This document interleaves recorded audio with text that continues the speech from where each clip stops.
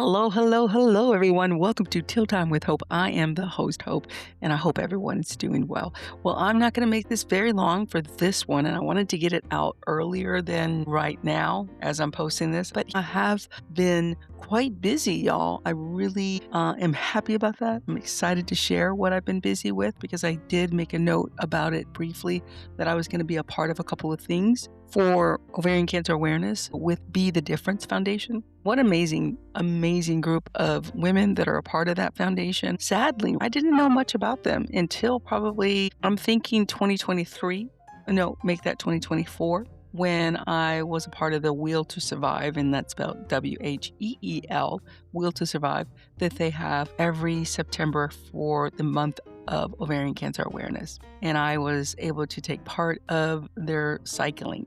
So they have this indoor cycling event, and let me tell you, it was so fantastical. It really was, but it also showed me how out of shape I am. I mean, those ladies and even the men that were there, they were killing it. They were like, OMG. I just felt like, I don't know if I can do this, but I did, albeit with a lot of struggle, but it was just so beautiful to be a part of something like that. They are all about bringing people together, raising money to go for a wonderful cause, which is all things ovarian cancer. I'm getting this from their actual website, bethedifferencefoundation.org, which of course I will put the link to this amazing foundation in the show notes of this episode. This is what kind of like really has me in awe about this foundation, is that it was founded by survivors for survivors. Be the Difference Foundation was formed in 2012 by 4 ovarian cancer survivors: Helen Gardner, Jill Bach, Julie Schrell,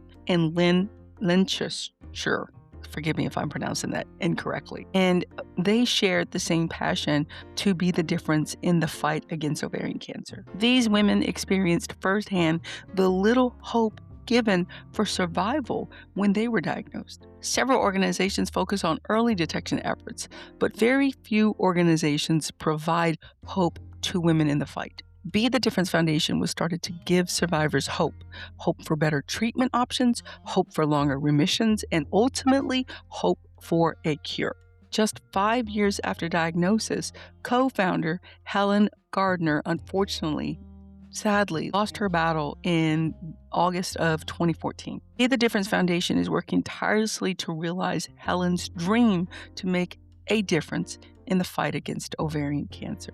I think I've met 2 of the 3. I know I met Jill. Definitely met Jill at the Wheel to Survive. It's just too awesome not to share. Like I shared with about NOCC, this is now sharing about their foundation. And it's wonderful that they use hope so much, because hope, the word, is such a powerful word. And my name just happens to be Hope. But the actual power, I believe, is in the word and the meaning of hope. And I just think it's just phenomenal what they do and how they focus on hope. And I'm all about that. So basically, their vision is a world without ovarian cancer, and their mission is to create awareness, improve the lives of all people affected by ovarian cancer through 3 things: education, support, and research. So their website has a donate button. So when you go to this website, if you should feel so inclined and are able to, please think about donating to a very worthy cause. And when you're on the website, you'll see more about what they do in the news, their events, and other ways to support them. Now, moving on to Wheel to Survive, like I've already mentioned, be the difference in the life of someone fighting ovarian cancer is what it says on the website. And this too, I will add to the show notes. So on the website, it says the funds you raise participating in Wheel to Survive help women battling ovarian cancer by supporting the following initiatives. And there are 4: clinical trials, research, support services, and education. So of course, it's for an amazing cause that I hope you enjoy knowing more about. And when you are able, if you are able, you can even donate to it. If you are in the Dallas area, you can register to actually be a part of it physically. They've had past Will to Survive rides in Greenville as well as Danville. I hope you peruse that website as well, and you'll get to see all the really cool pictures of how everything goes at the actual events. It was really phenomenal. I can't say that enough. It was a great event that I got to be a part of. I'm not sure exactly when the Will to Survive event first started. I'm not too sure if it was in 2012 or later, but how cool is this? They have raised over $1.6 million, as reported by the Dallas Morning News. Holy cow. Talk about a dream that 4 women came together and have been fulfilling it so beautifully well. I'm in awe and just so impressed with this foundation. But it has just been amazing getting to know them and what they're about.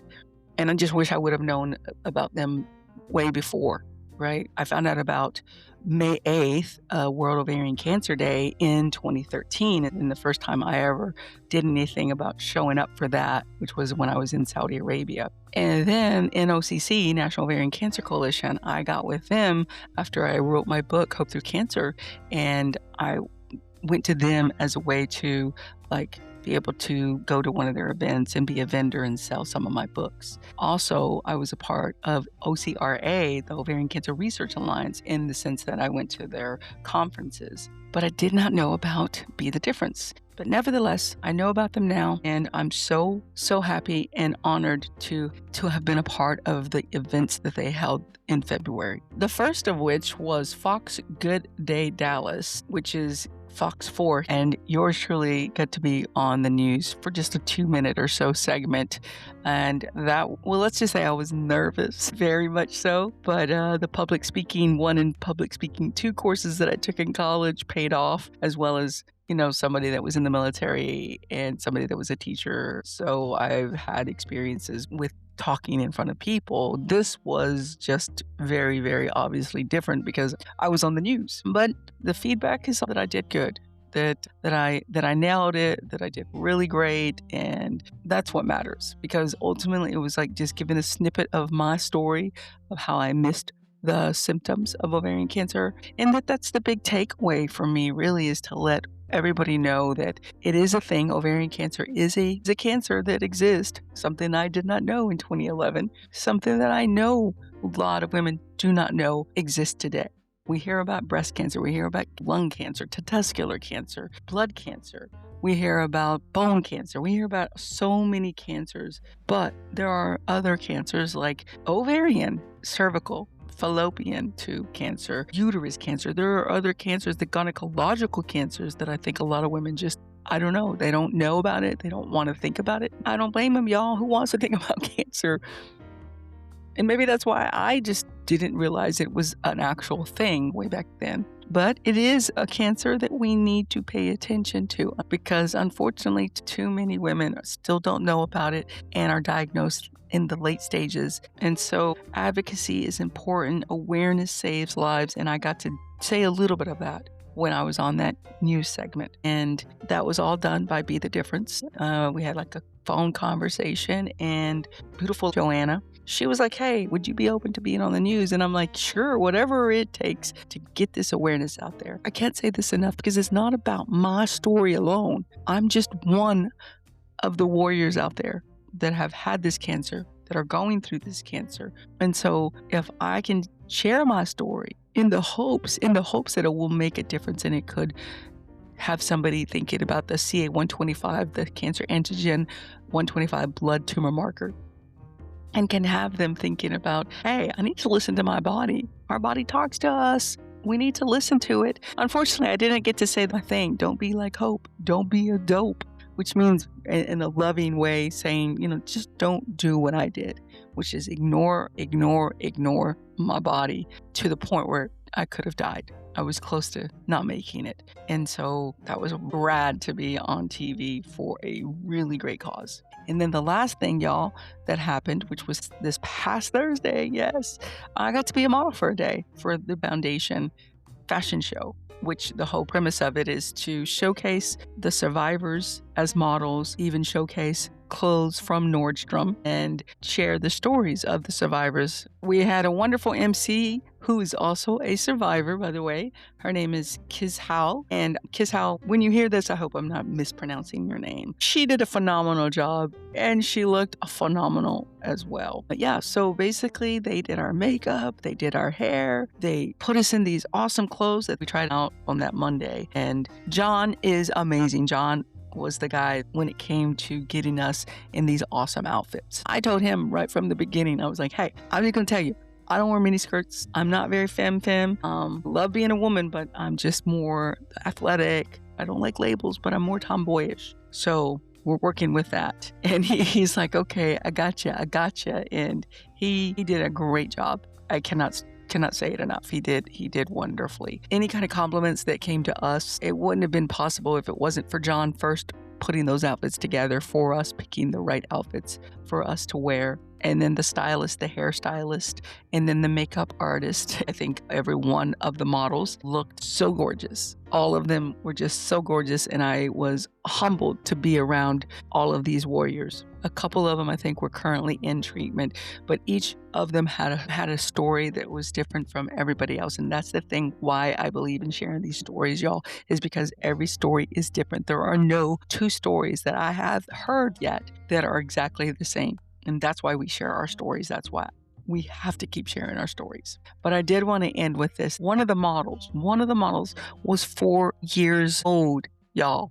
4. She was 3 when she was diagnosed. And it just breaks my heart because it's horrible enough to go through cancer in your 70s, in your 50s, in your 30s, in your 20s, even to be a teenager. Of course, it's horrible, but for a 3-year-old to be diagnosed with a rare form of ovarian cancer, I didn't even know that was a thing. I think maybe I heard of something like that years ago, but just to see this little girl, and she was such a ray of sunshine and a little fireball, really, and she killed it out there. She really did. She just strutted herself and strutted out there. Didn't get to talk to her, of course. I mean, she's only 4, so she's like around all these adults, and her mom was there and helped her, of course, went out on the stage with her. But when I tell you, I smiled. I was heartbroken that she had to go through it at 3, but I smiled so much because she's a warrior too, and yeah.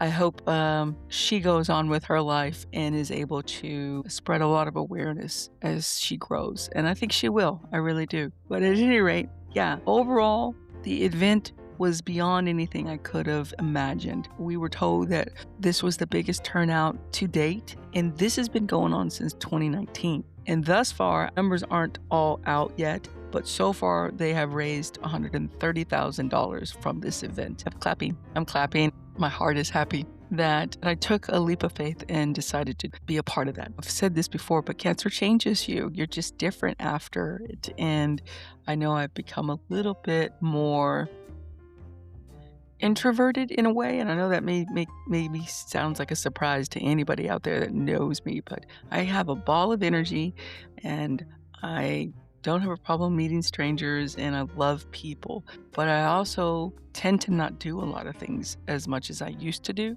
and maybe that'll change when I move to Colorado. I hope it does a little bit, especially with going on nature hikes and walks and stuff like that, but I really don't do a lot of things, y'all. So for me to get out there and be a part of this, participate in something like this, I think I needed it.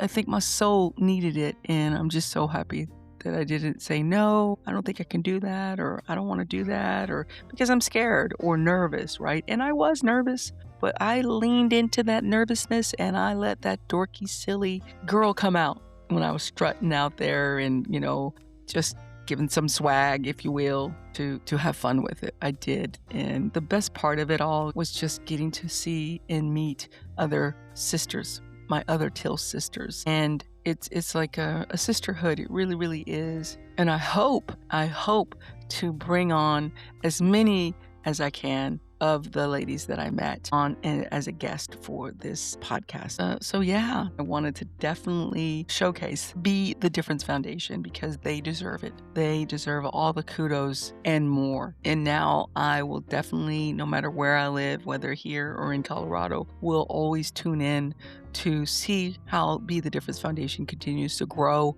and glow with their advocacy in awareness and raising funds that go to amazing things. And I hope y'all do too, now that you know about it. Well, I guess that's all I got for y'all on this one. If you haven't already, please make sure to rate, review, and follow, and hit that bell for notifications. This has been Till Time with Hope. I am the host, Hope. Please stay safe, be well, God bless. Bye for now.